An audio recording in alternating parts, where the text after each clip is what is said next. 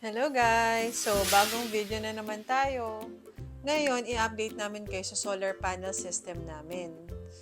Kinabit yung solar panel system noong September 20. And then, yung billing ng kuryente namin na latest is yung September 15. Ngayon, ang date ngayon is, ayan, kita ba? Ayan, October 17 na. So, gabi na rin. Pero kasi dumating na yung bill namin ng Meralco. Ayan. So, sabay-sabay nating bubuksan kung naka-apekto ba yung paglalagay ng solar panel namin, bumababa yung kuryente. So, yung mga few updates lang. Nagpa-solar panel system kami, 7 kilowatt per hour.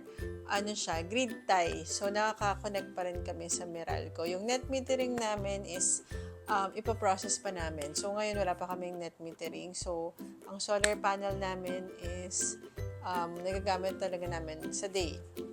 Pag gabi, Meralco na talaga yung gumagana. Ngayon, nag-add kami no October 3 ng isang aircon sa baba, dun sa sala. That's 4 kilowatt. So, tignan natin kung makakatulong bang magpababa pa rin ng current even if nagpalagay kami ng 4 kilowatt na aircon or 3TR. Ang ibig sabihin ng 3TR kasi pag mga standing aircon yung pinalagay namin yung Samsung. Na alam ko rin naman by the time na pinapanood nyo na to, napanood nyo na rin yung video na nagpa-install kami nun.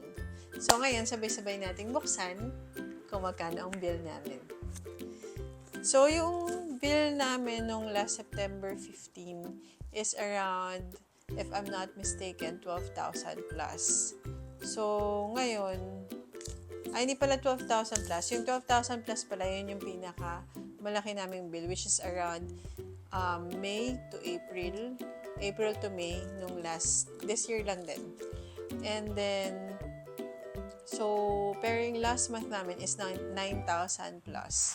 So, ipapakita ko rin yung bill, ng last month sa online na. Hindi ko lang binubuksan pa ngayon kasi nga, ayokong makita yung bill. Kasi makikita ko rin sa online. Gusto ko ito. Buksan natin to. Itong papel na to. At sabay-sabay tayong magulat. Ayan. So, buksan na natin. Kinakabahan yan.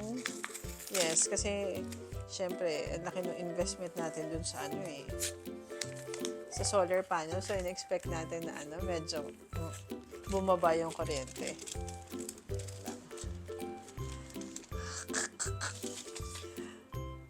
So guys,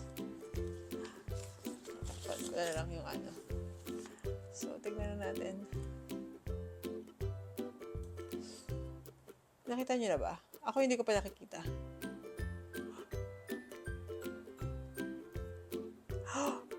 Bumaba siya. 6,000 na lang. Ayan. 6,000 na lang. Nice. So, ayun guys. It's nakakatuwa kasi bumaba. At least kasi ang ginagamit naman namin yung aircon namin sa baba na bago during the day. Though kasi pag gumagana yun, merong app kasi, 'di ba? May app yung solar panel.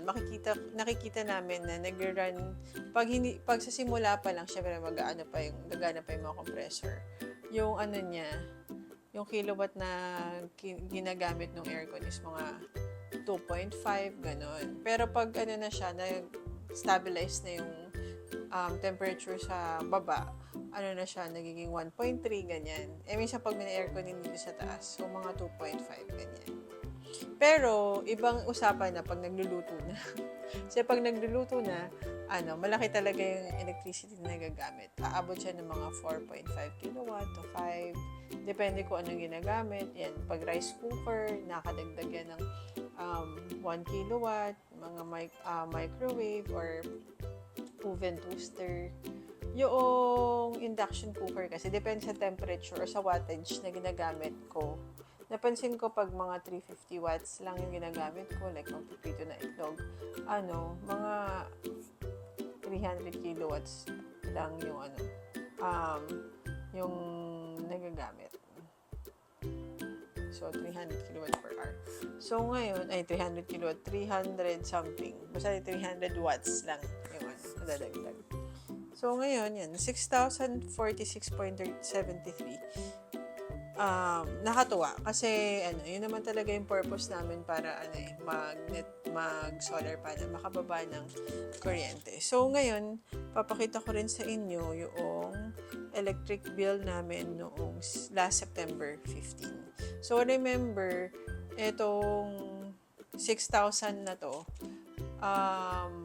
di ba na-install siya September 20. So, may 5 days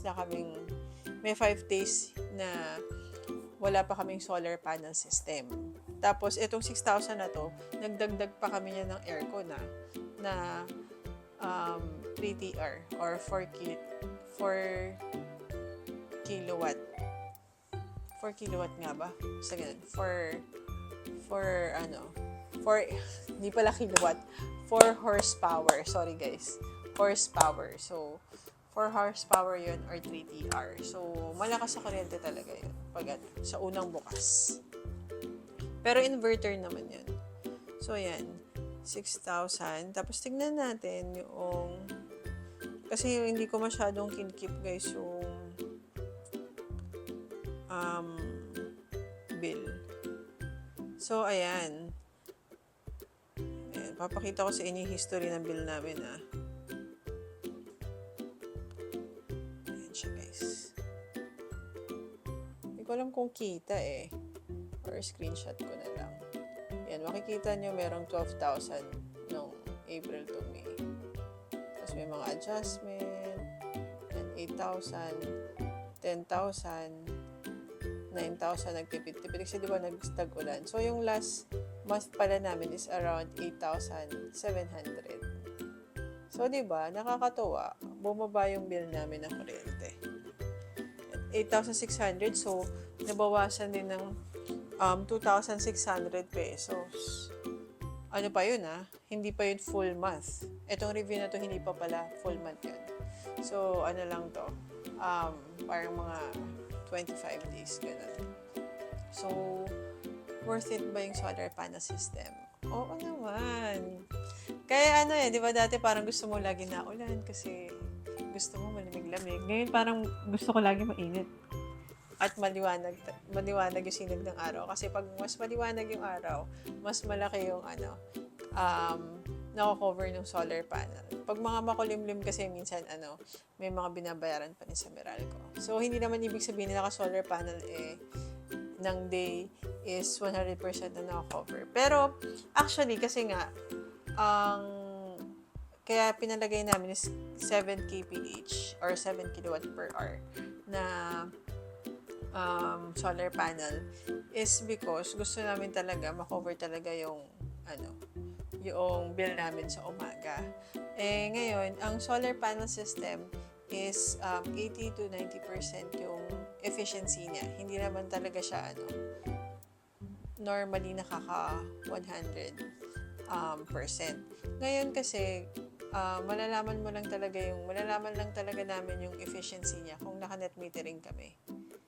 Kasi doon sa net metering, doon sa app, makikita mo talaga yung napoproduce ng solar. Kasi ngayon, ang nakikita namin napoproduce ng solar panel is kung ano lang din yung consumption namin. Kasi hindi naman kami naka-net metering. So, I hope you get that. Basta pag hindi naka-net metering, ang makikita lang namin doon sa app is yung consumption namin for the day. So, di ba 7 kilowatt kami? Pero kung ang consumption lang namin, normal consumption namin is 3 kilowatt per hour, yun lang yung makikita namin. Hindi namin makikita kung kaya niya mag-produce ng 4 or 5. Kasi nga, hindi kami naka-net metering pa. Pero pag naka-net metering, makikita mo na daw yun sa app. So, ngayon, kahit pakita ko sa inyo yung app, kasi nga gabi, zero siya. Kasi yung inverter sa baba, pinapagana din siya ng solar energy. So, ayan. So, kung makikita nyo dyan, ayan, chink. Hindi siya gumagana. Ayan lang guys. So, ayun yung update namin regarding solar panel. So, i-update ulit namin kayo sa next month kung magkano yung magiging bill namin. Kasi yung next month na bill namin is full month na talaga yun. So, I hope you enjoyed this video. If you like this video, please don't forget to put thumbs up and share this video to the people na baka matulungan din ito. And if you may consider subscribing. So, ayun lang naman guys for now. So, bye!